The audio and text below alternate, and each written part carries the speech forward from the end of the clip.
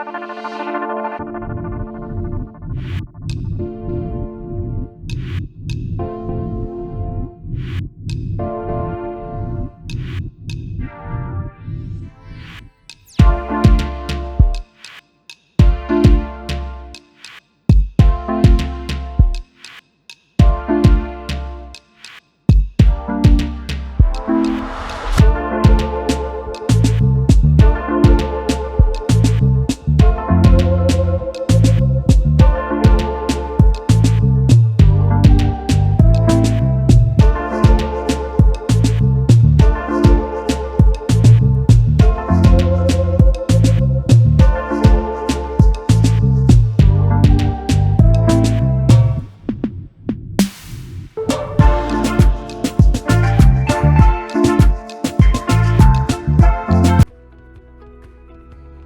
last met in the DRST event just last June, and here we are back with you again for this very special occasion.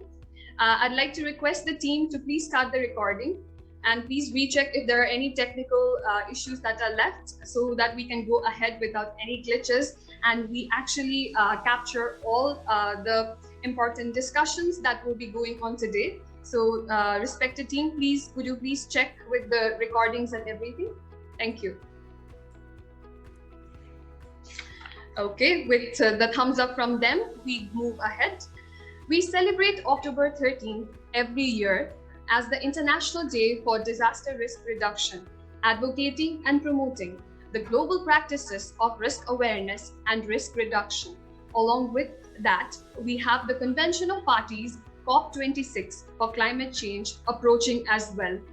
Marking these important events as well as today's important special day, we are celebrating this event corresponding to the quintessence and our stance in disaster risk reduction and climate change adaptation.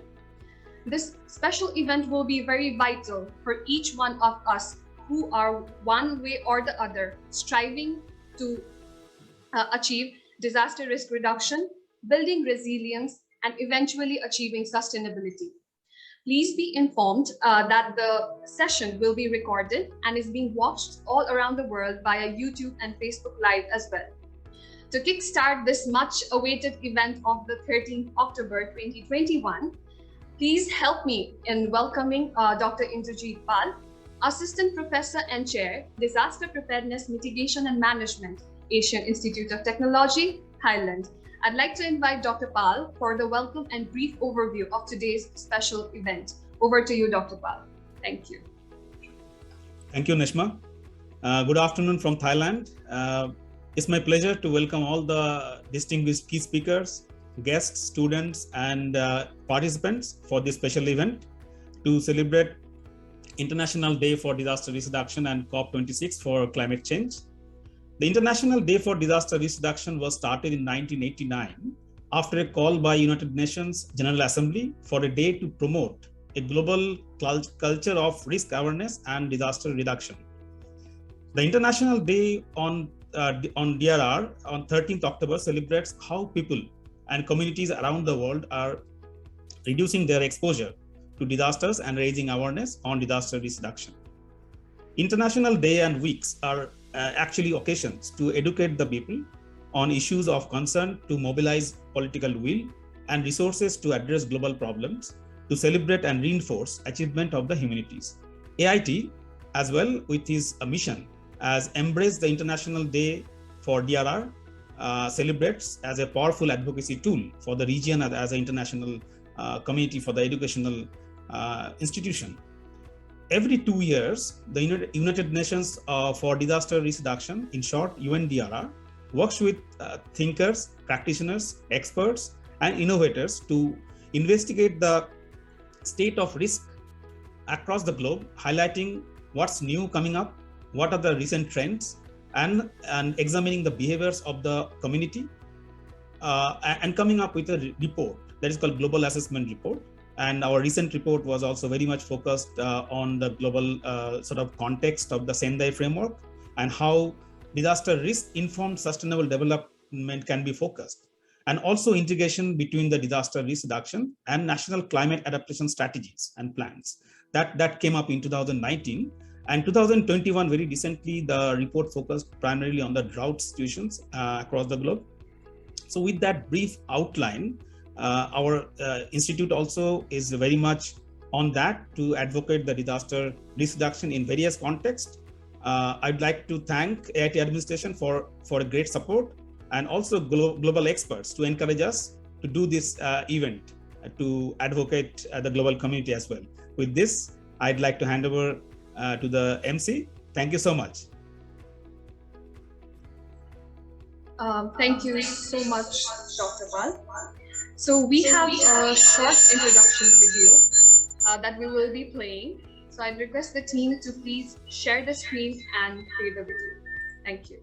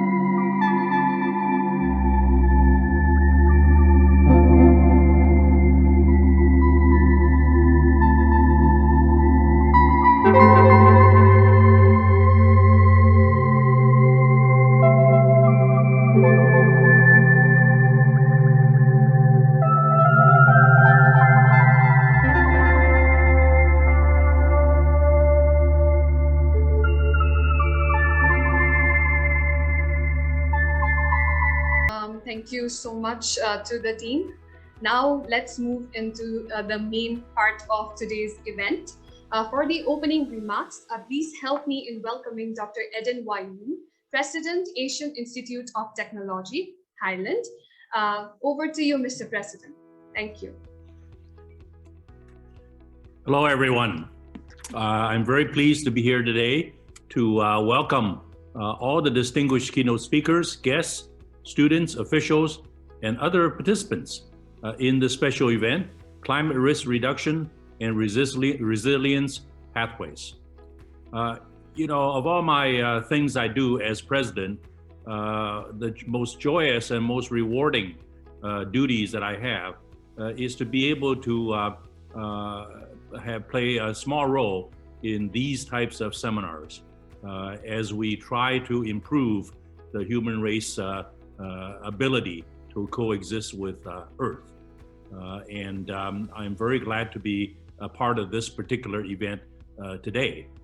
This event will bring together discussion and insights on the various dimensions of climate and disaster risk reduction, prioritizing the process of building resilience and striving for sustainability.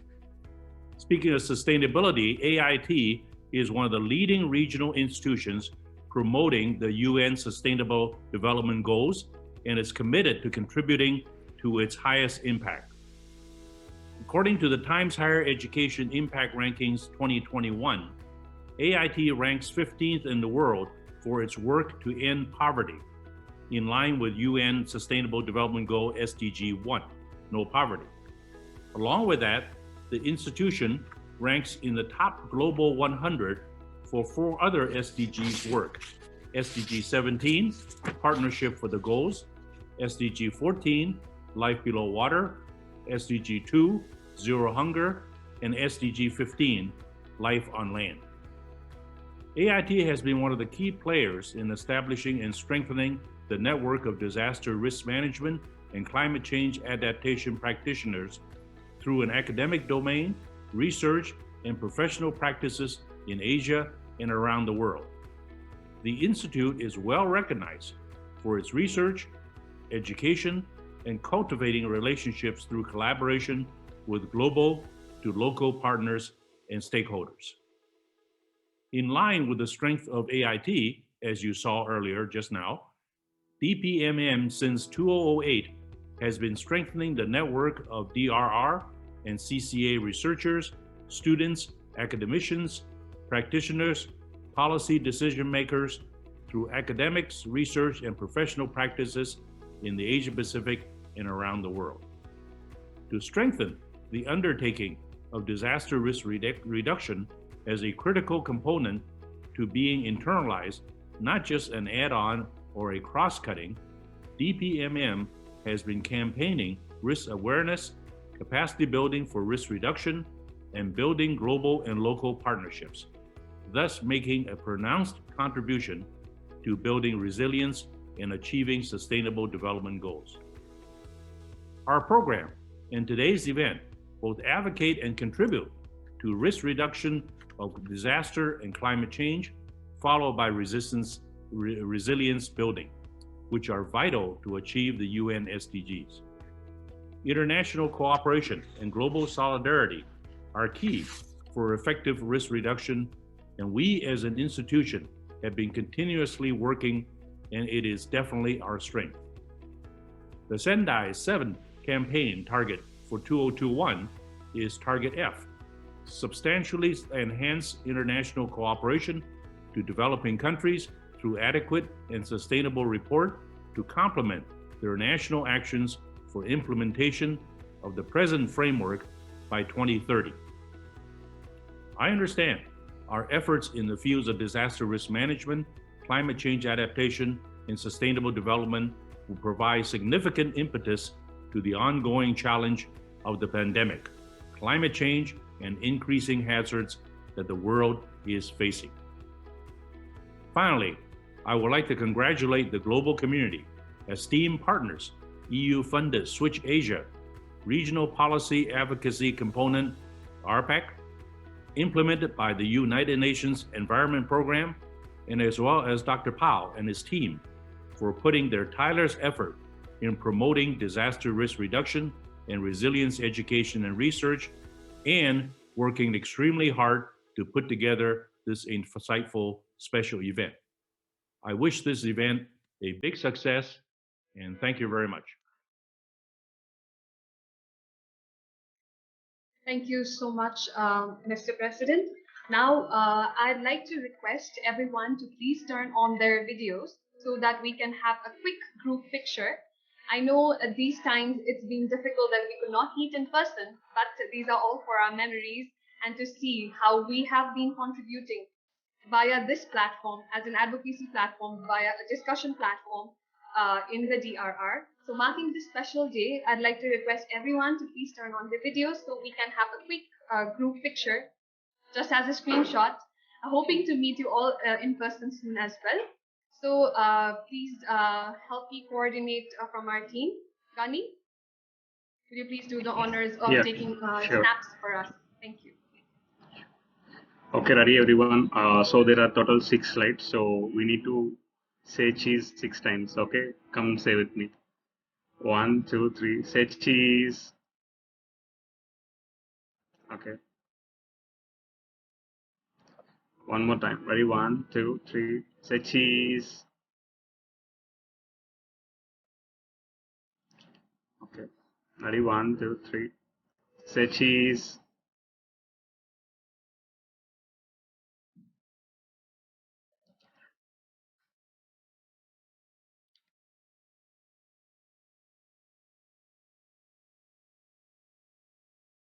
Okay. I think it's completed. Yeah. Thank you everyone for cooperating. Okay. Thank you so much, Gani, for coordinating. He's our camera person every time in every event, and hopefully to see you in person here on campus soon as well, so that we can take in-person pictures with all of you. So thank you so much, everyone, for that lovely smiles. Now we move ahead with another important part for today's event. That is, we are having a book launch, actually. So the book launch is for Disaster Risk Research, Science and Innovation for Sustainability, Asian Case Studies, published by Disaster Preparedness Mitigation and Management, AIT. I'd like to request President Dr. Edin Waibu to launch the book, Disaster Risk Research, Science and Innovation for Sustainability, Asian Case Studies. Okay, I hereby launch the book. Congratulations. The book is a compilation of 20 case studies of the Asian region specific to disaster risk research, science and innovation, contributing to sustainability. The publication is supported by Prosper.net, Consortium Project, Disaster Education for Integrating Sendai Framework for Disaster Risk Reduction and United Nations Sustainable Development Goals in Asia, led by the Asian Institute of Technology in coordination with Keio University, Miyagi University of Education, Japan, Andalas University, and Universitas Gadjah Mada in Indonesia. A request to President for a few words. Thank you. Well, I'm very glad that AIT, I see the editors here, Professor Dr. Pao and Professor Shrestha, and the experts to launch this book. And I hope that it contributes further the study of this important subject. Thank you very much. Thank you. Excuse me for the technical glitches. So thank you so much, Mr. President, for your kind words. With this inspiration, we as students of DPMM, wish to work more and collaborate with the students within AIT, with our professors as well as teams here, and strive more for more publications, as well as contribute more to DRR. So thank you very much. So moving on, we'd like to actually invite a very distinguished personality guest. We are obliged to have His Excellency Mr. David Daly, Ambassador Extraordinary and Plenipotentiary of the European Union to the Kingdom of Thailand. I'd like to invite him, His Excellency Mr. Daly, for his remarks. Please help me in welcoming ladies and gentlemen.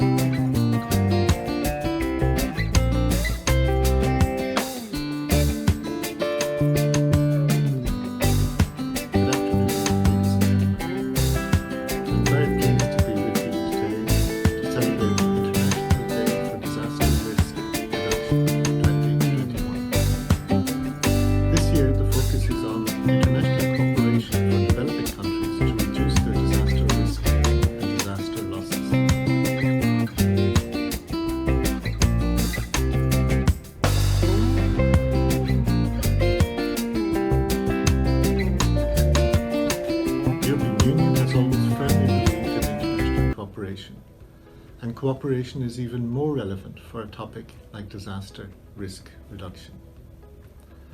We are committed to help our partner countries in time of need. The EU has partnered with countries around the world, including Thailand and ASEAN member states, to reduce risks of human and natural hazards-induced disasters.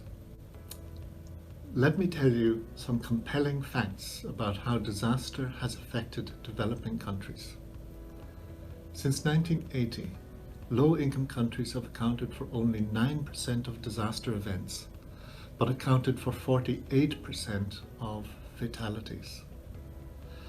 Globally, disasters induced by natural and technological hazards affect millions of people every year worldwide, including both developed and developing countries. The European Union foresees that much of these impacts from disasters could be reduced through proactive measures and planning, and in particular through international cooperation. And we hope that our contribution will help speed up and lead to the successful implementation of the Sendai Framework for Disaster Risk Reduction 2015 to 2030, which was adopted at the 3rd UN World Conference on Disaster Relief Reduction in Sendai, Japan, on March the 18th, 2015. I would like to draw your attention to the upcoming 26th session of the Conference of the Parties of the United Nations Framework Convention on Climate Change that will take place in Glasgow in 2 weeks' time. The EU will be actively participating, but not only during the COP26 itself, but we've also carefully prepared for the EU Climate Diplomacy Week 2021, and all of our delegations around the globe will be part of this celebration. There is a clear link between the effects of climate change and global warming to more intense, more frequent and devastating disasters. As the new EU ambassador to Thailand, amongst the first news I heard was that Thailand has now faced severe flooding in many parts of the country. Climate change is certainly one of the major contributing factors to the Thai floods. If we do not act now, Thailand and many other countries in Southeast Asia will have to experience heavier effects of the floods and other disasters in the years to come. I would like to reiterate one more time that the EU is ready to provide support to our partner countries in time of need. Right here in Bangkok, our specialized agency called the European Civil Protection and Humanitarian Aid Operations, or ECHO as it is normally called, is also present. In terms of COVID-19, it is at the front of our minds that preparedness and effective responses are closely intertwined. This lies at the heart of ECHO's humanitarian approach, in which preparedness plays a critical role. Ensuring that communities have the capacity to respond to crises and to anticipate and address the risks ahead, whatever they may be, form an integral part of humanitarian aid. Be sure to count on the EU as a reliable partner in time of need. However, preventing the risk of disaster is certainly far better than to have to respond to its impact. This is the main reason why the EU is here celebrating the International Day of Disaster Risk Reduction during our EU Climate Diplomacy Week. We want to promote international and multilateral cooperation and apply it to disaster risk reduction so that together with our partner countries, we can prevent disasters or mitigate their risks. We do not have time to waste. We all must act now for everybody's well-being. Ladies and gentlemen, I would like to conclude my speech by thanking the organizers of today's event, the ASEAN, the Asian Institute of Technology, and the United Nations Environment Programme, which implements the regional policy advocacy component of our EU Switch Asia programme. And last but not least, I would like to thank you all who have joined us today to celebrate this important day. Thank you very much indeed. Thank you so much to His Excellency. Though he could not make his presence in person, but despite the holidays today, we have a national holiday here in Thailand. Despite that, we have very good participation. Also, the festivities going on in South Asia and everything. We have an amazing participants today. So thank you very much, and thank you very much. And we are very much obliged towards UNEP, Switch Asia, European Union, as well as His Excellency for making time and being here with us virtually as well. So moving on, please help me in welcoming Dr. Sanjay Srivastav, who is the Chief of Disaster Risk Reduction at the United Nations Economic and Social Commission for Asia and the Pacific, UNESCAP, Thailand. I'd like to invite Dr. Srivastav for his presentation. Thank you.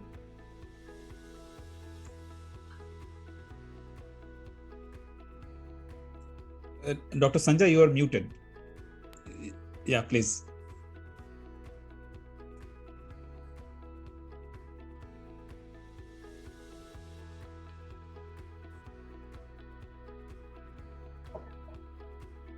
Hello.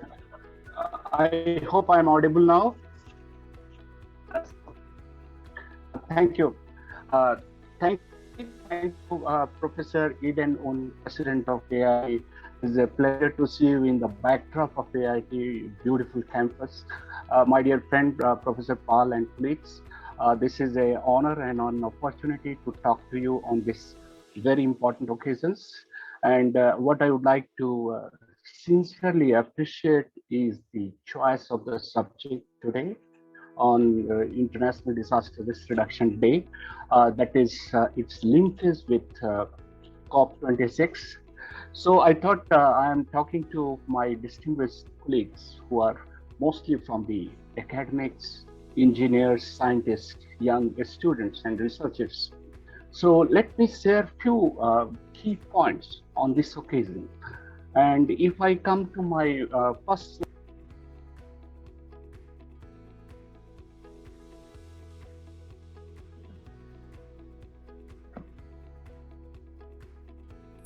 You're muted again, Sanjay. Hello? Hello? Now it's okay. Now it's okay. No, it's fine. Okay, fine. So my next slide, please.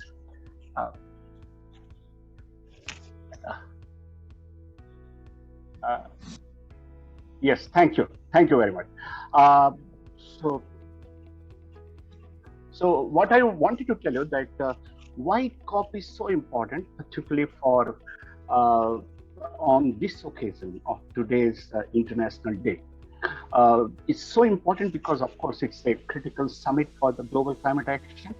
But what I wanted to bring to your attention is there is a global, I think, some kind of a commitment to do something to limit the warming to 1.5 degrees, and for which global emission must be halved by 2050. So there is a very tangible target set in before the global community. So what is the scientists says, researchers worldwide says? Just recently in August, you have seen the assessment report 6 of IPCC. It says very clearly that it's possible to achieve 1.5 degree target. There is a window of opportunity if there are unprecedented action or political support is taken. Then what is the politics says? What is the government says worldwide? Government says from their nationally determined contributions, what was submitted in 2015 was not enough, but what is going to be discussed in COP26 is whether the climate ambition is enough to limit the global warming below 2 degrees. So COP26 is more ambitious on this front. Then the COP is the first test of this global climate ambition to raise the ambition of the country to bring it below 1.5. But why I would like to tell you this 1.5 is so critical at this point of time. It's like a inflection point if you look at from a scientist's perspective. The difference between 1.5 and 2 degree is quite substantial in terms of every 0.1 degree translates in form of increased risk. So it's a honor for developed country also to go back to their promises made in 2009 of 100 billion per annum to support developing countries. My next slide is to show you. Yes, the next slide is just a small glimpse of the science. Why this IPCC assessment report 6 is so important in present context. In many previous IPCC reports, you heard about a lot of scientific uncertainties, ifs and buts. But this time, the new scenario and global and greater certainty in IPCC is so there is not very little excuse to not to act on this. So this first I should say the breakthrough at the milestone in AR6 is it has used the modeling system which is state of the art worldwide. For Nobel Prize also has gone to a climate modeling group in physics. And they have used 6 coupled model intercomparison. This is CMI P6. It has used a scenario which are basically shared socioeconomic pathways. So it has used science, climate. It has used this possible potential impact. So that is what is called SSP6. And then what it has used further is its impact. So it's a possibility, it's an impact together. And then what could be the policy option? So science, impact, and policy options. Never before IPCC was so explicit on policy action than what it is this time. So my next slide will show the urgency of why to act now. So the first urgency I thought I should bring to your attention, where there is a very definite, what is called high confidence in the language of the climate science, is every additional 5 degree global warming causes clearly a very substantial increase in precipitation, very high confidence. This is the certainty. So what you have seen in last century, the best part of this IPCC, it has taken paleoclimate, looked at more than 100 years back what was the climate scenario, means from 19th century, 20th century to extrapolate the risk scenario in 21st century. Never before science has gone so much backward and then projected what is going to be the scenario so much ahead of time. So the paleoclimate says between 1850 to 1900, there used to be only once in 10 years a frequency of a extreme rainfall. In 1.3, in today's context, this has increased 1.3 times. So in 1.5, what we were talking about, this increase is going to be 1.5 times. But what is equally important is beyond 1.5, this is much more. So the frequency as well as intensity in increase, you see the point, inflection point is from 1.5 to 2 degrees. So the world must not allow this inflection point to happen before it is too late. My next slide is to show you its impact on the warming. The next one, please.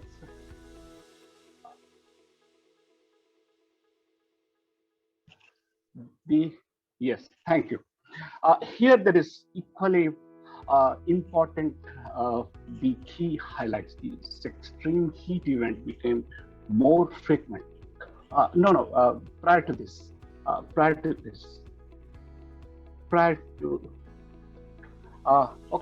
let me tell you, the previous slide was heat event 1 in 10 years.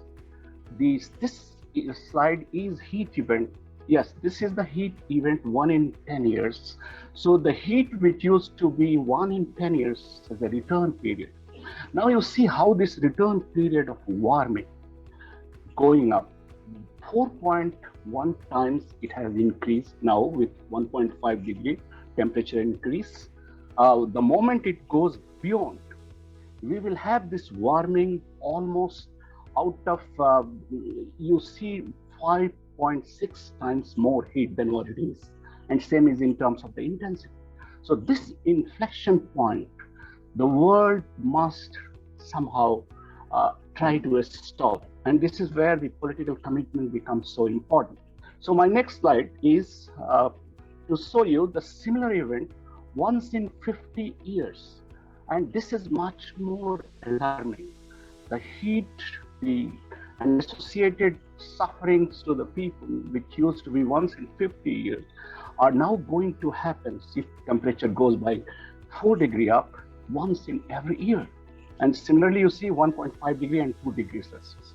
So this inflection point is so critical. It's an existential threat for many countries and many parts of the world. So my next slide, if you just move it up one more, next slide. Yeah, next slide is, if we convert this, the temperature increase IPCC scenario is in terms of what it will be previous to that, what it will be in terms of the economic impact. I would like to bring to your specific attention, this is the work done by UNEP, what could be the number in terms of the economic impact in the region. You see, in today's context, when we are not talking about the scenario, the economic impact, if you take all natural hazards, biological hazards, which is in the present context is so critical, and also take together, the total Asia Pacific loss is $780 billion per annualized average loss, which takes probability and climate scenario together. But when you take the climate scenario, what we were talking about, this number, which is 2.5% of Asia Pacific GDP, it goes to 4.2%. This is quite alarming. So the economic impact of this climate scenario in terms of disaster-related losses are going to increase many-fold. So now come to the next slide. The next slide is to highlight what are the opportunities at COP, and that's the reason this day today is so important. The first thing I would like to bring to your attention is what UN Secretary General said. This is the UN perspective. It's based on all UN analytical work, including the UNEP report of Adaptation Gap Report, Emission Gap Report. The Secretary General says that 20% of the climate finance must be used for adaptation and resilience track of climate change to contain the warming. So see, 50% of the climate change. Unfortunately, this number is very less if you come to the country level, the expenditure and investment on resilience and adaptation. This is another, particularly from the government of United Kingdom, the presidency, and also Italy. They say that adaptation and resilience is at the heart of the COP26.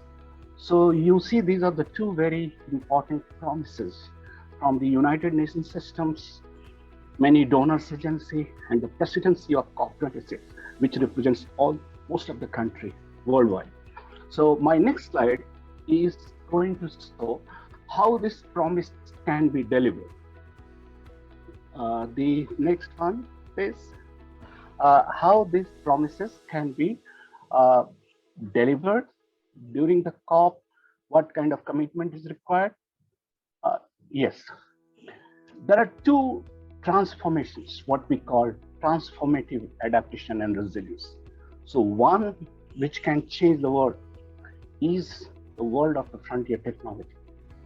And you see its pace, the way it is moving forward, starting from Internet Things, big data, blockchain, 5G, all I have listed it down.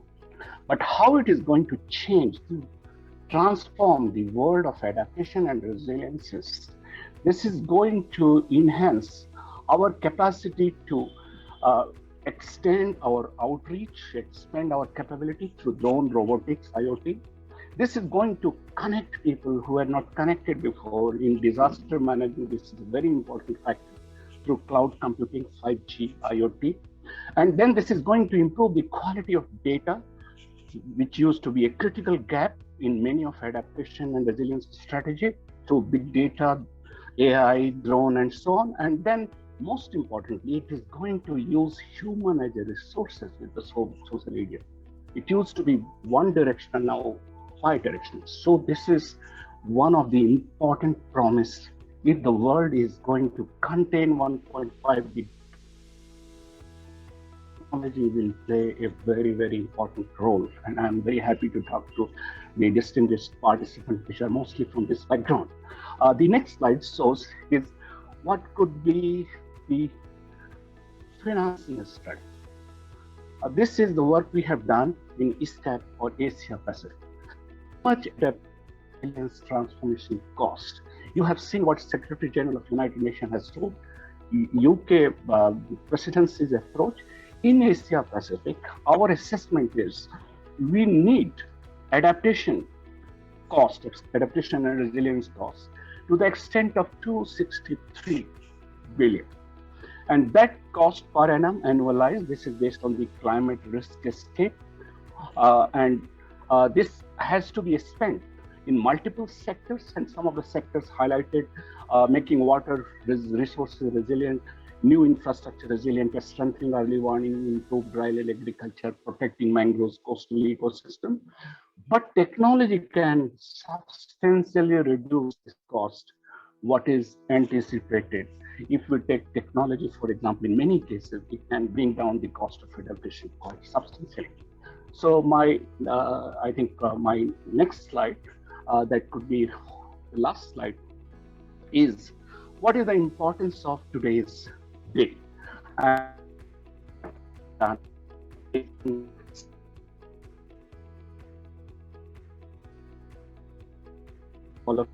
So many things also in the chart. If you want to quantify the cost of adaptation and resilience in your country, in a specific sector, I think this is a portal that we have developed, and it will be available for you to what I just now highlighted, the economic impact. It is region-wide,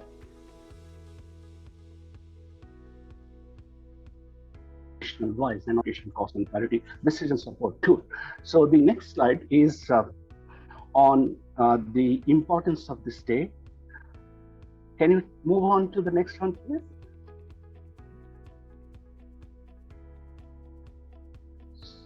So anyway, that I think the next slide is the last slide. And today is the International Cooperation Day. You heard His Excellency Ambassador of EU. The International Day is the day of international cooperation to support adaptation and resilience in developing countries. And this can only be delivered 1.5 containing the target, the warming, is only if we are together. So this is the opportunity of using International Disaster Reduction Day for COP26. So thank you very much, Professor Redden, Professor Paul, for giving this opportunity to UNESCAP. Thank you very much for it. Thanks you once again.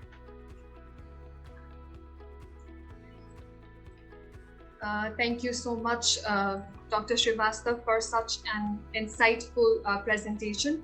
I saw a lot of questions that have been come up in the chat as well. I request you to please address accordingly, as we are running a bit with the time. So I'd like to request Dr. Srivastava and other dignitaries to please use the chat box to connect with the audience today. So thank you so much, Dr. Srivastava, once again. So moving on, please help me in welcoming Dr. Mushtaq Ahmed Memon, who is currently serving as the Regional Coordinator for Resource Efficiency, United Nations Environment Programme, UNEP. I'd like to request Dr. Memon for his presentation, which is titled as Disaster Waste Management for Disaster Risk Reduction. Over to you, Dr. Mimon.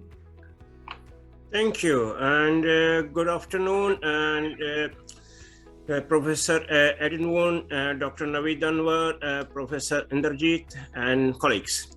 So basically today, let me share my screen, I think, from here.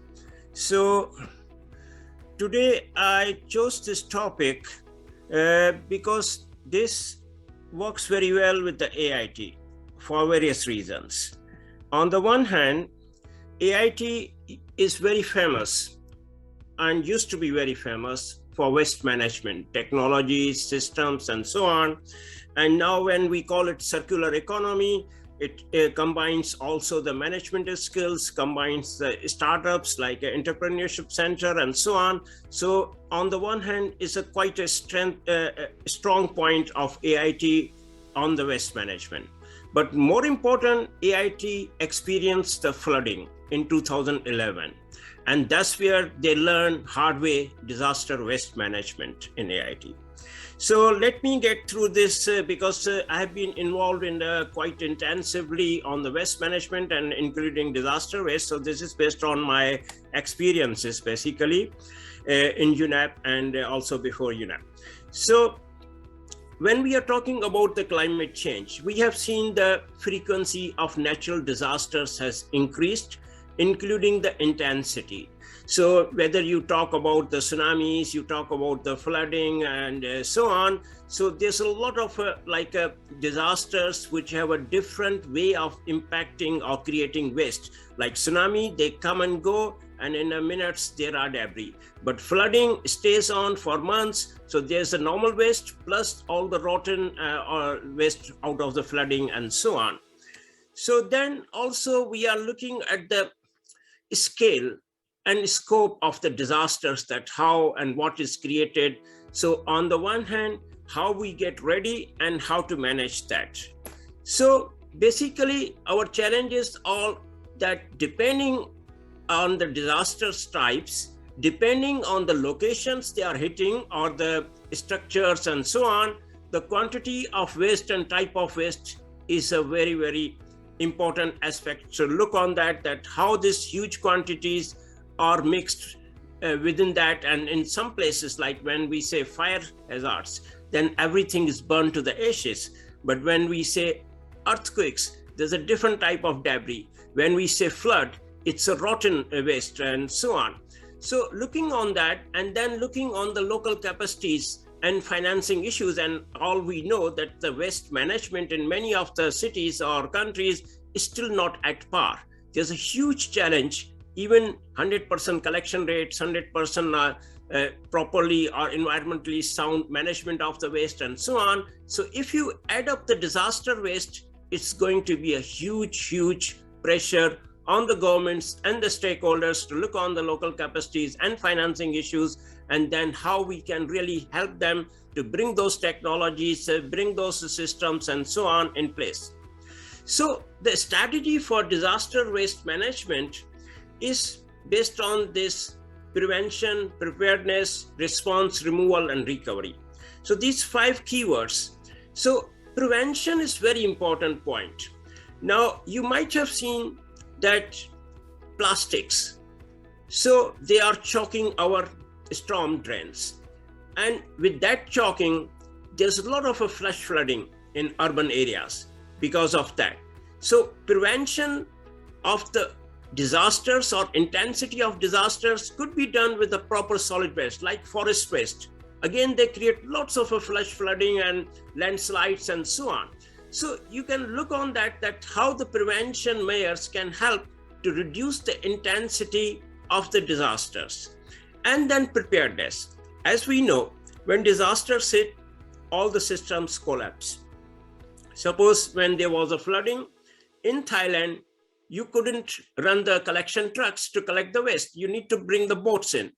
Then you can't store the waste on the normal places because those were submerged under the water on the lowlands. So you need to find highlands. And then you need to find the ways to recover and properly recycle the waste and so on. So basically, when we are looking at this preparedness exercise to keep in mind that what is the forecasting of the disasters and what type of the preparedness is required. That is very important. And when unfortunately disasters hit, how we quickly remove the debris. Even for humanitarian aid, we have to clear the roads, we have to clear the buildings and so on. So like you might have seen, then when there's a flooding or tsunami or this natural disaster, typhoons and so on, then there's a lot of one is that smashed out all the debris, but other is taking time, like damaged buildings, and they take more time to really fall. And in some places, like in Kathmandu, when I was there after the earthquake, there was not even a machinery to get the buildings down. And those were hardly 3-story buildings. And there was bricks and wood, in timber and bricks in most of the buildings. But the construction machinery was not available. And sometimes we have found that most when there's a construction boom, all the construction machinery was in China, in UAE and so on. So how you can really align the international response, that is very important to look into that. And then you have to see how the recovery, how the matchmaking, what would you do best way with the disaster waste? Because if you are going to landfill it, on the one hand, there's no more landfills available in the world, and it's becoming very expensive to do the landfilling. And then also the landfilling contributes to a lot of methane emissions and so on, again to the climate. So that's where you are looking on the proper recovery of that. So we can look on the process design, and that's where I think AIT comes into place to look on that what type of disasters are hitting or possibility to hit, and then what type of debris will be in place. And especially here, I want to put your attention on hazardous waste, because there's a lot of hazardous waste generated within the hazardous, within the disasters. For example, in many places, we saw the asbestos sheets there. We saw the medical waste into that. We saw the oils into that. So you have to look on the properly that how hazardous waste can be segregated immediately, otherwise it contaminates everything. And then what is the recyclable waste there, and how you arrange that, because first goal is always the removal to create the humanitarian aid and so on. So how you do that, and where you have a temporary storage and so on, and then you do the further down to do all the samplings and so on to look into that. So as I mentioned, this is to avoid another disaster, you have to work immediately on the disaster waste. Number one, on the removal side, and number two, to really take out all the hazardous waste out of the debris and so on immediately. This is just to avoid another disaster out of the disaster. And then to look on your capacities, before the disaster in normal waste management, what is there? And if there's a disaster, this is from Kathmandu, then what is coming, or what will be the added waste there? So you have to fill the gap of the capacity. And as I mentioned, that even the capacity for the normal waste management is lacking, how you are going to really create that. And you may know that when the disaster hit, the command and control changes to the disaster management authority and so on. So all the government ministries, everyone, they follow that national command. So how you align your systems to the national command, how you, as I said, in flooding in Thailand, we have to organize the boats and so on. So how you reorganize those things, it's very important that you have to prepare for that from the pre to the post-disaster waste management systems. And then, as I mentioned, the recovery is very, very important, because there's a huge waste there, and landfilling is out of question. And many times there's no incineration in many countries and so on. So you have to really look on the material to material recovery processes and to matchmaking and so on. And that's where, again, all the engineering, I think AIT is teaching you, whether it be on the geotechnic engineering, whether it be the transportation, like you use in the road making and so on, the buildings. I think AIT, as AIT colleagues, I think you are in the best place to really do this matchmaking, that is very important for the recovery. And that's what I call the optimization, that how you really optimize the waste that is coming out of the disasters. And that's where the whole engineering lies on that, and so on. So at this, I mentioned that as we have been supporting many cities, many countries, so there's a lot of expertise and experiences with us. And there are quite a good guidelines already there. There are mission assessments to learn from there. There are the capacity building tools and presentations, and also the technology demonstration, including the sustainability assessment of technology framework. So anyone who is interested in any of these areas or the materials, please let me know, and we can work out on that to help you build your capacity and so on. So at that note, I would like to again thank everyone, and especially AIT President Edinwu, who has really brought a lot of changes to AIT, and Dr. Naveed Anwar for knowledge transfer, and looking forward to that. Thank you very much. Thank you so much, Dr. Memon. I think with his effort, along with Dr. Pal and the team there, we could invite Switch Asia to be our organizer. So I would like to heartily thank Dr. Memon for his support and continuous effort for making this program happen in such a scale, where we have 130 plus participants joining from all around the world. And I'd like to thank all our participants as well for being so patient and cooperative in the entire session.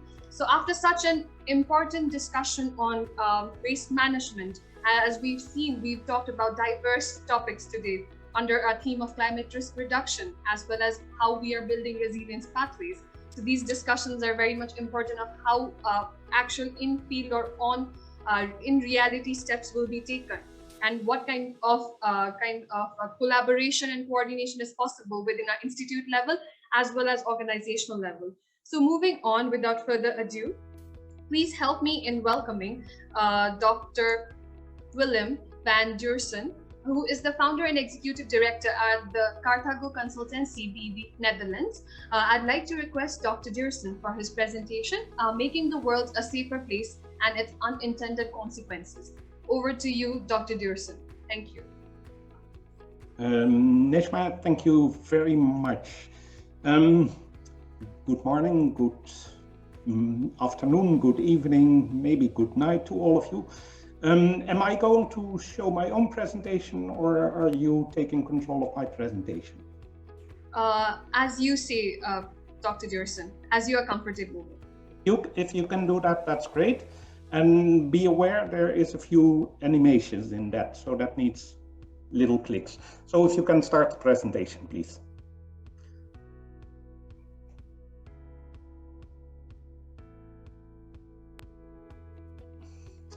Okay, well, I already said good evening, good morning, good afternoon to you. But the title of my presentation is Making the World a Safer Place. And that, of course, is what we try to do with the disaster risk reduction. But there are some unintended consequences that I want to focus on. Can I have the next slide, please? I want to start with, we are dealing with disaster reduction. And are we making any progress? So how did the number of deaths per year from natural disaster changed over the last 100 years? And I gave you three options. It more than doubled, it remained about the same, or it decreased to less than half. I want you to think about this question. I don't need the answers. We'll come back to this question a little bit later. Can I have the next slide, please?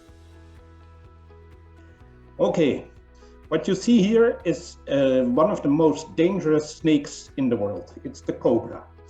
And in the time when the British still ruled the world, there were a lot of cobras in India, and they were causing a lot of casualties amongst the population of India. And the British Empire wanted to stop that disaster. And so they basically put a price on the head of the cobra. Every time when you hand in the head of a cobra, you were giving a certain amount of money.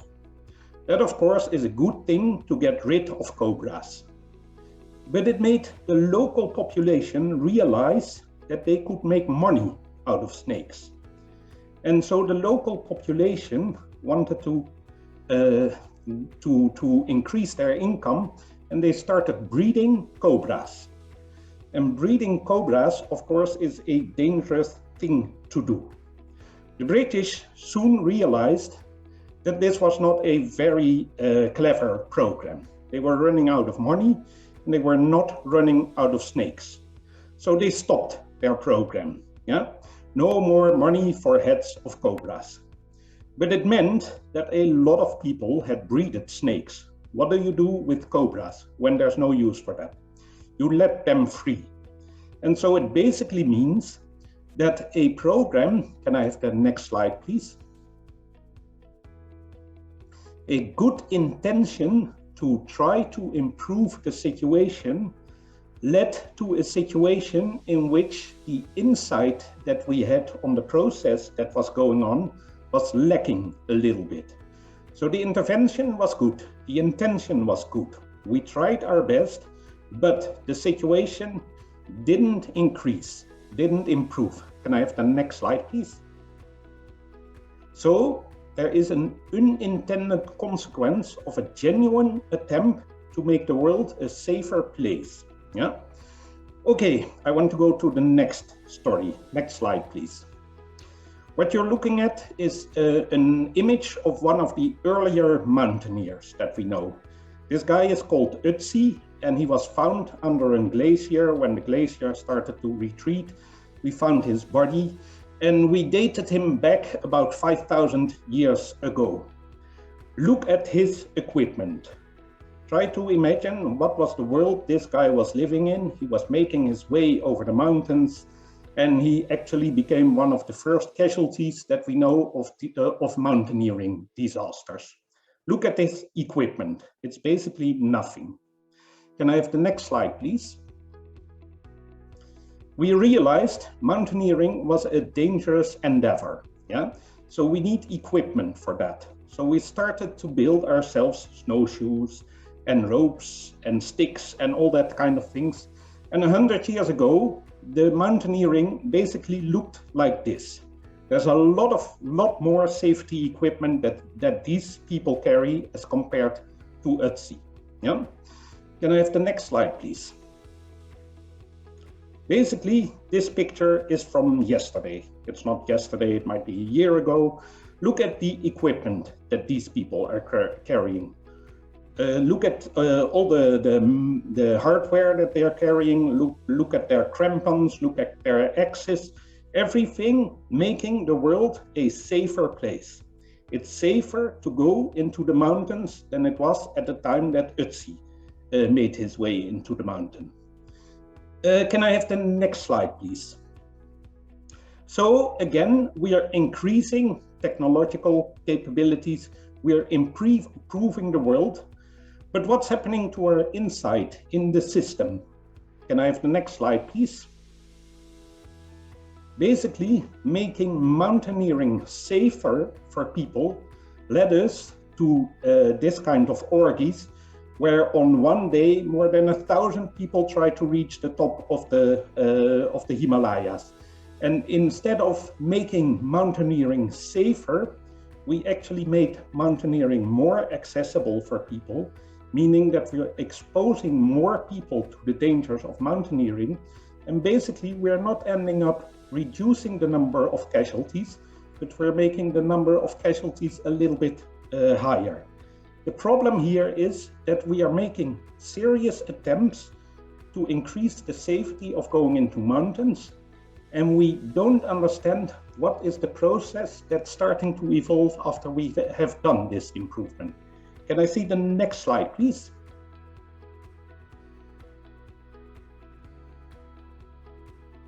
Okay, again, we are looking at unintended consequences of a genuine attempt to make the world a safer place. I'm not saying that we are not making the world a safer place, but I'm saying there's unintended consequences to that attempt. Can I have the next slide, please? Okay, we've seen this one, and I repeat the story. Do we understand the processes that we are setting into motion by doing this? Can I see the next slide, please?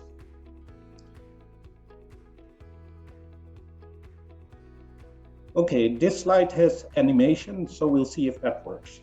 Okay, how does that, wait, not too fast.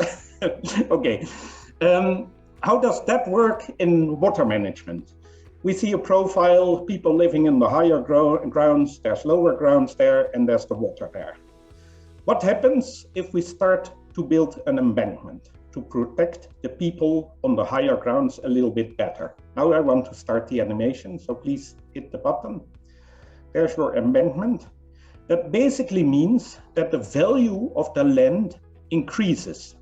And if the value of the land increases, it means we are driving out the poorer people from the well-protected land.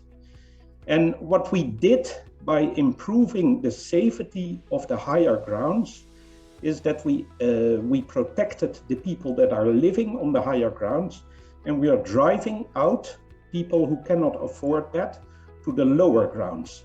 So the people at the lower grounds are now actually at a higher risk than that they were before. Yeah, I've seen this happening in many places. If you look at water management in Bangladesh or in Indonesia, if you look at water management in Jakarta, all these kind of places, Vietnam, everywhere you see the same thing happening. If we put embankments in place, we are protecting people, but we're also driving out people out of their safe places. Can I have the next slide? And that also has an animation. Okay, there's another safety paradox. Yeah, again, profile, people living on the higher grounds, but there seems to be an attractive part that we can do. We can put embankments there and we can start developing that. Can you start the animation, please? Okay, there's your embankment, water is gone, and we are luring people into this lower ground, yeah? And so, can you press the button? What happens now if disaster struck and we didn't maintain our embankments at the right place? We actually attracted people by providing safety, but we attracted them to the more dangerous parts of the landscape. It means we are trying to improve safety. We are trying to improve the situation for people, and actually we are bringing more mountaineers into the higher grounds that were not the safest ground to start with. Can I have the next slide, please? Okay, this story can be very well illustrated with the country of my home country, with a map of my home country. I'm living in the Netherlands. Can you show me the next slide, please? And these are all the touristic attractions of the Netherlands. There's Amsterdam, that's the upper right picture. There's Schiphol National Airport, that's the lower right picture.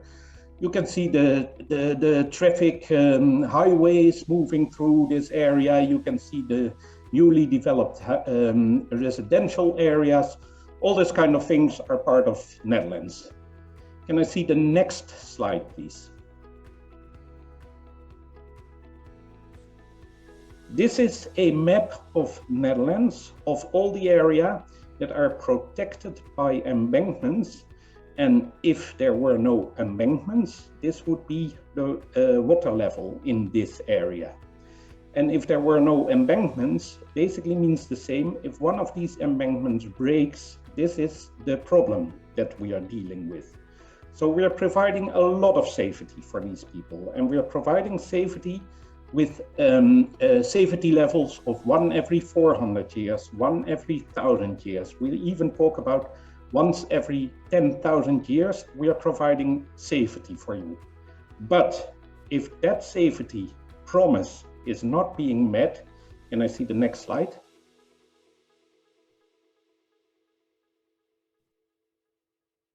Next slide, please.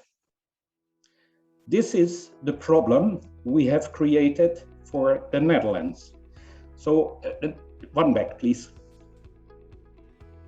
One slide back.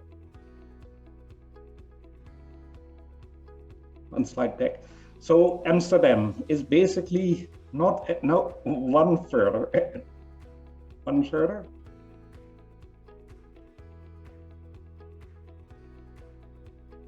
No, ahead. Next one.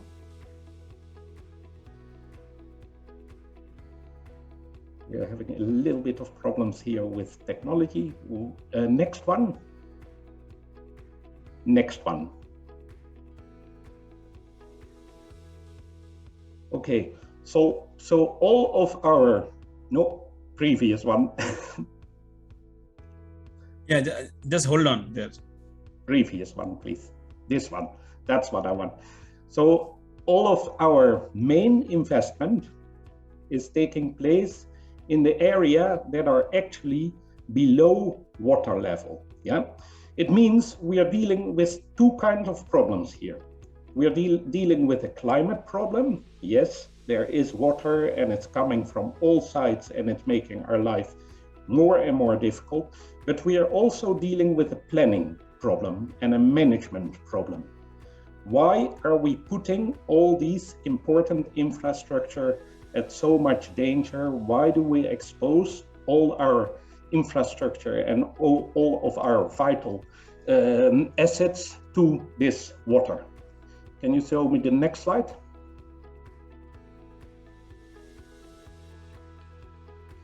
Okay, and of course, our embankments are really the best embankments there are in the world, and we provide safety up to levels that no one has ever seen before. But disaster strikes, and we know that. And if disaster strikes, people are exposed to water. Why do we expose people to this kind of dangers? Next slide, please. Okay, we're making a lot of progress with disaster risk reduction. Can you click the animation? But we're having unintended consequences. And that makes the step forward that we're trying to make a little bit smaller than it actually is. Can you click the button, please? So the impact that we're having is not as huge as we want it to be. Can you click the button, please? So if we can only make these unintended consequences a little bit smaller, then the total impact of our disaster risk reduction will improve a lot. So focus on what is the way forward, what are the steps forward that we can make, but also focus on and what might be the unintended consequences of that, and can we start managing that. Can I see the next slide, please? Okay, to end with a very positive story here. How did the number of deaths per year from natural disasters changed over the last 100 years? So basically, what is the impact of 100 years of disaster risk reduction? Can you click the button, please? The answer is it decreased to less than half. So in 100 years' time, we were able to reduce the numbers of deaths per year from natural disasters by more than half. And the credits for this halving of the numbers of deaths goes to India, Bangladesh, Pakistan, all these countries that started building cyclone shelters and that started working on early warning systems. And so I think we are doing very well, but I think we should be aware of that there might be unintended consequences of what of all the actions that we are doing. Thank you very much for your attention.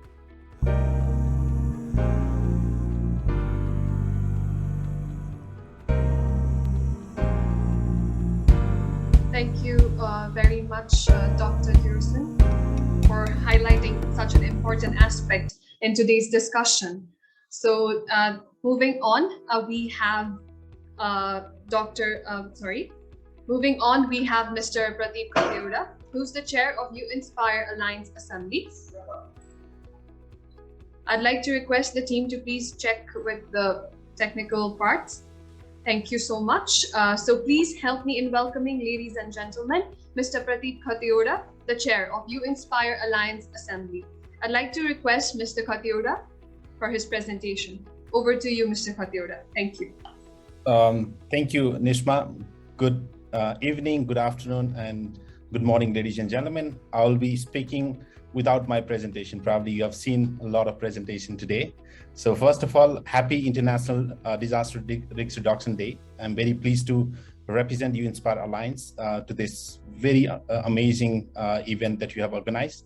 Many thanks to the organizer, especially AIT President Eden Wood, Professor Paul, and collaborators.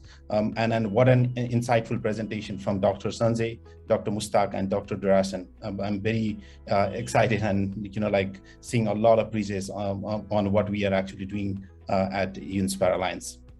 Let me start how we started You Inspire Alliance. Today is a very special day as well for You Inspire Alliance. So let me go back to 2018 when we started this very interesting, discussions in Indonesia. So you'll hear a lot of things like youth and young professionals, science, engineering, technology, and innovation. In short form, we call it SETI for disaster risk reductions. And the meeting of this core group of youth and young professionals. So what they actually came up with this idea of having You Inspire itself, and then they actually initiated to legitimate or give a legal form to this platform, and that's how the idea spread towards the other network. And in 2019 and 2020, the You Inspire initiative was widely populated in many countries, establishing and launching You Inspire chapters in different countries. For example, we have Rashad from Afghanistan. So from Afghanistan, it started to Central Asia, covering Kazakhstan, Kyrgyzstan, Tajikistan, and Uzbekistan. India, we launched our chapter, and then Malaysia, Nepal, Pakistan, the Philippines, and in 2020 we also launched in China, Japan, Maldives, and then now we are coming to Thailand as well. So meanwhile, we have 1,000+ members on this chapter. So what actually we do at You Inspire Alliance is we focus on Sendai framework for action.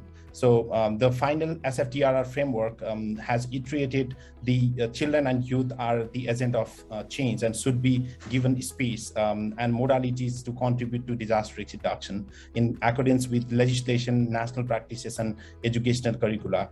Additionally, guiding principle D of SFDRR iterated that DRR requires all sort of societal engagement and partnership involving empowerment and inclusive, accessible, and non-discriminatory participation, and that youth leadership should be promoted. The Sustainable Development Goal is also one of the key area of our interest.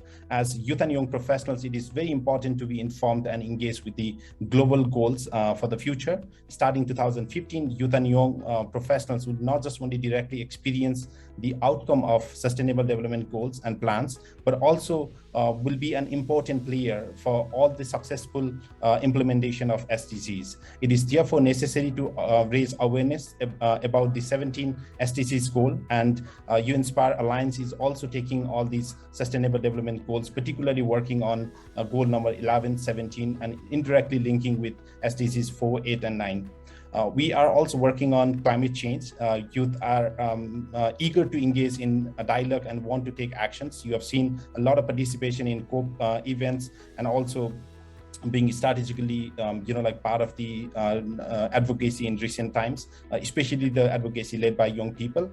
So they have also been very crucial in terms of, advocating for a lot of other climate change related discussions, especially keeping the global temperature rise under 2 degrees Celsius. So during COVID-19 pandemic, it was amazing to see youth and young professionals working in various country chapters to support governments in using the technology. So we heard so many things about the use of cutting-edge technological tools. We experienced those in various country chapters. We experienced working with in misinformation, which was one of the big challenges. It still is, and a lot of other activities on research and other science communication related things. So I would like to highlight some of the things done by a few country chapters on risk communication and community awareness, especially on myth and hoax poster through infographics, videos, fact checks, blog posts. So these activities were carried out in Central Asia, so which consists 4 different countries: Indonesia, Nepal, and Pakistan. Technology and innovations, especially low-cost ventilator was developed in Pakistan. Similarly, the COVID importance of data and information management was, given to the government as well as to all the stakeholders in Indonesia, and the official government portal of COVID-19 and the low-cost the swab booths were developed in Nepal, and also introducing the robotic technology to actually cure patients in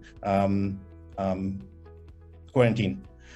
Similarly, the assessment and monitoring tools. So there was this COVID-19 track tool.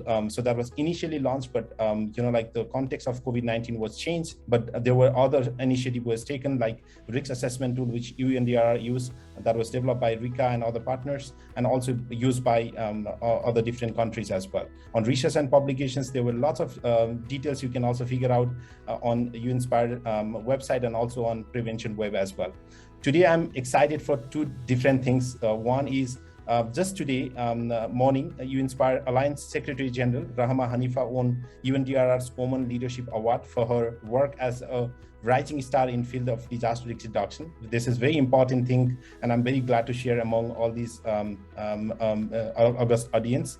Second, we are launching UInspire Thailand chapter in this amazing event under the leadership of Joy Arun Swadi and under the advisory of Dr. Paul. So without delay, this is already on the screen. So I would like to welcome all of you to inaugurate this chapter in Thailand. I'm very excited that I'm part of this. Thank you very much.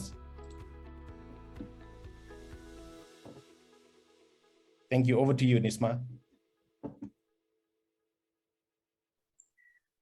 Thank you so much, Mr. Khatioda. I think this was a very important part of having the youth representation towards the end, after having such important dignitaries in the beginning. Now, the major highlight of today's one of the special announcements was we are launching today officially the UInspire Thailand chapter, which has actually started working since a week back.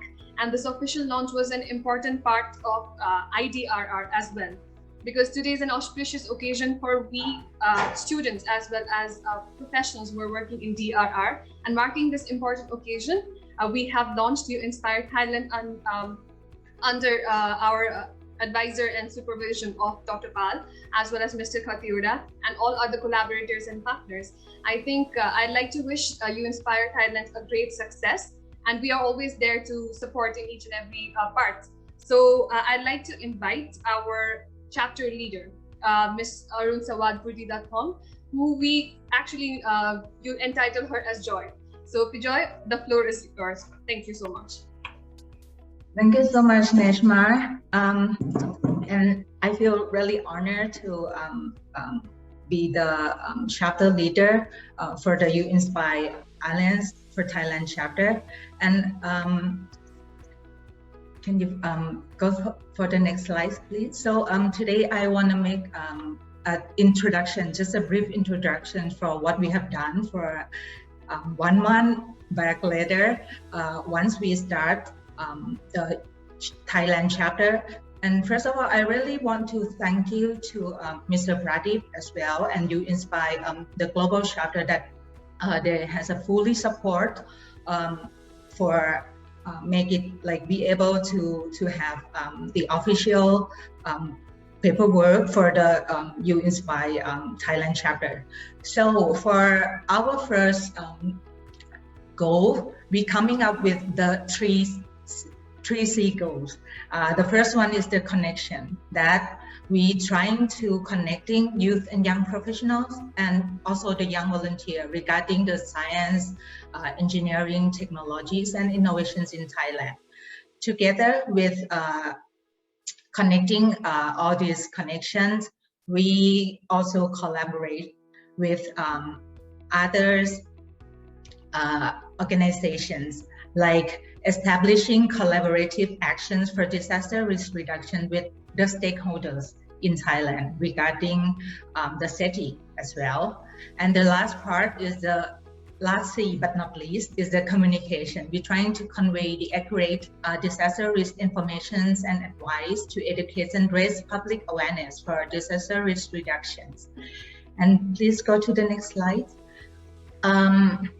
With our super supportive consultant and the network, I really want to thank you under Dr. Paul advice, because without him, I mean, like the team wouldn't have made it even like halfway of this.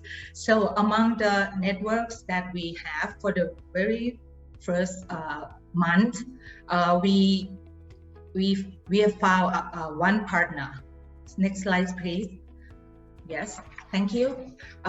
We're gonna start our first project with the aerospace engineer team or the SOAR team, which normally they are the strategic and operations aerospace research center engineer.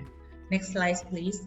But during the COVID situation in Thailand, especially in Bangkok, they, in order to solve some urgent problem, they coming up with the simple but effective mapping website, helping kind of like the everyday volunteer reach those with the COVID-19 who are falling through the crack of the struggling public healthcare system. So since the launch in the mid-July, this mapping website has seen over more than like 10,000 household sites and seeking the assistance from everything from the food to oxygen to an urgent ride to the hospital.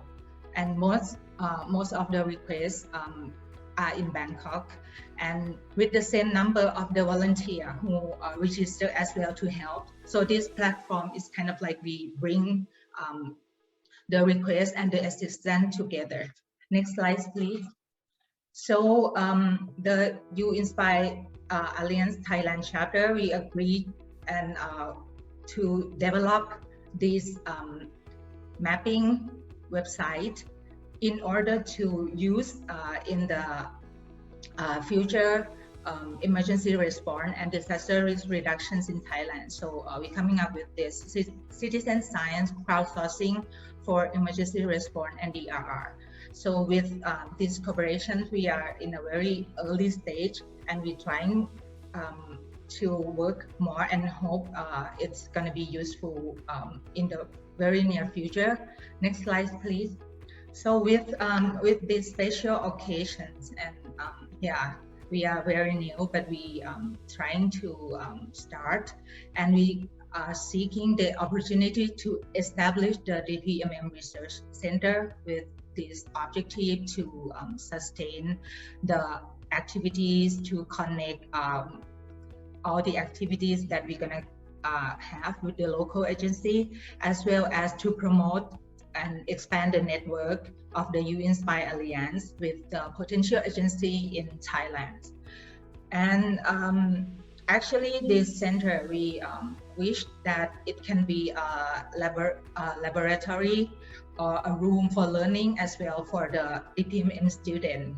And with the support of our advisor and our leader, our president, I know that we are always in a good hand. And thank you so much for your kind attention for today. Thank you.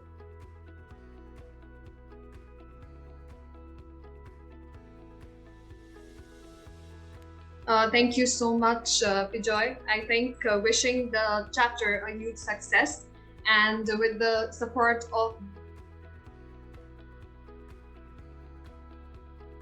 the AIT administration are surely be able to achieve. And DPMM is always there to back You Inspire Thailand. As well as thank you so much, Mr. Khatioda. Thank you so much, Pijoy, as well for an important aspect we've added towards the end.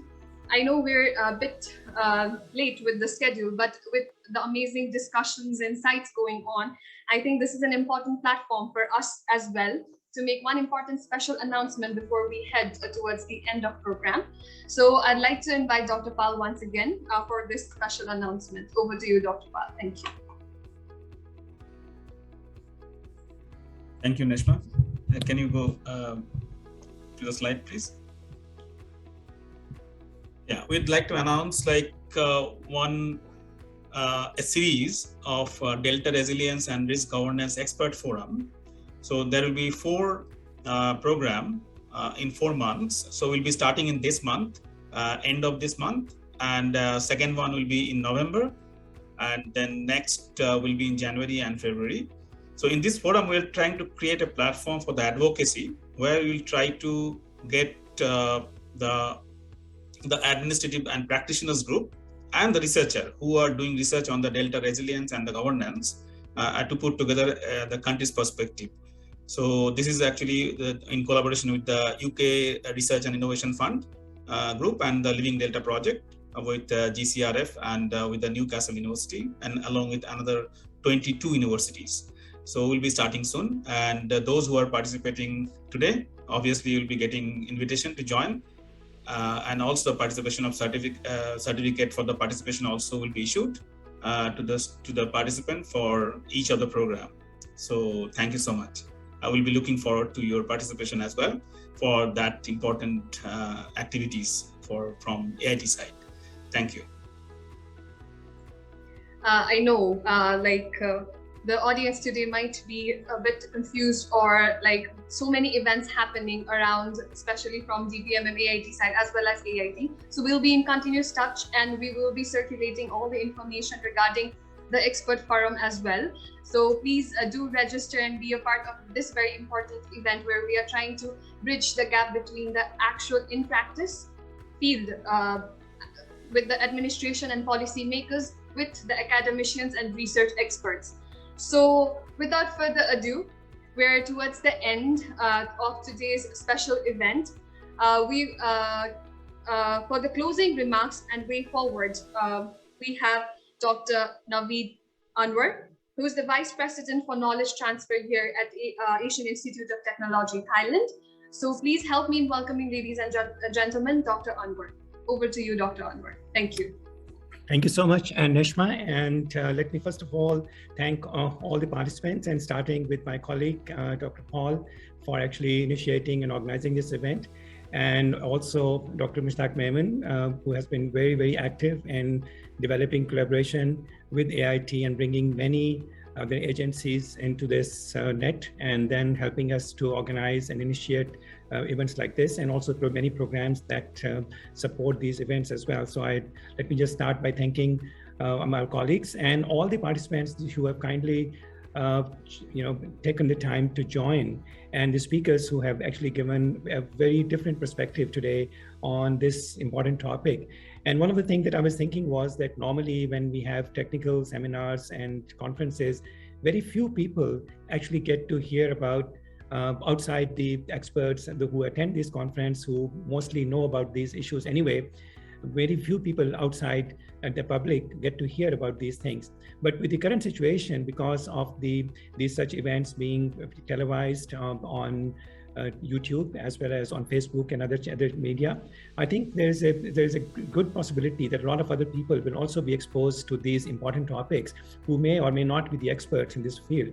And I think that is actually the main objective of many of these work that we do, because this affects not only the people who are working on it, but also the public and the humanity in general. So I think this is I would say a byproduct of this the pandemic, that we are able to reach larger group, people who could not travel to join the conferences, and also who may be just joining in to learn something new about some of these important topics. So in this event, I was really glad myself to be exposed to many new ideas, starting with, of course, the importance of the climate change itself and the upcoming COP26. So that was really a very good starting point, setting the stage for the rest of the discussion. And then we had a very interesting discussion by Dr. Maimun, which was, I liked what he said, disaster within disaster. That means that when we have a disaster, the waste generated during that disaster becomes a mini disaster by itself. And that is something that not many people may be planning for, when we, like, for example, earthquake recovery, because my personal field is on earthquake resilience. And I know very well that when we do that, we do not really explicitly think about the waste that will be generated during an earthquake, and that's not something on their mind. But that's also equally important. So I really, sort of got to learn a lot of new things from him. Every time I actually meet Dr. Memon, I also always learn new things.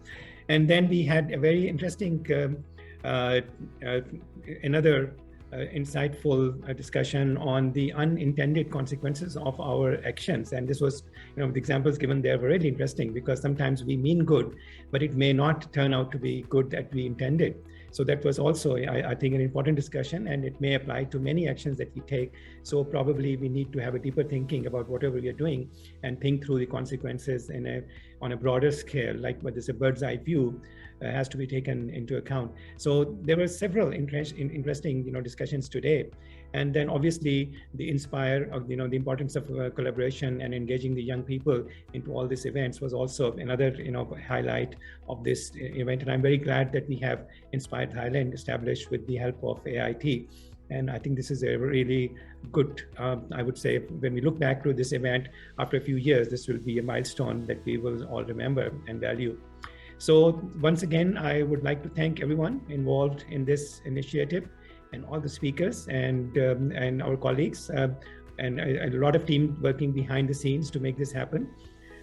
So thank you very much, and I really hope that what we have discussed today will actually stay with us for a while, and will impact the actions that we take and things that we do, so that there is a real value to this discussion. And I think it's quite relevant, quite absolutely timely for us to be talking about these things. And I think it was a very fruitful discussion. And I thank everyone, and we wish everyone good health, and thank you.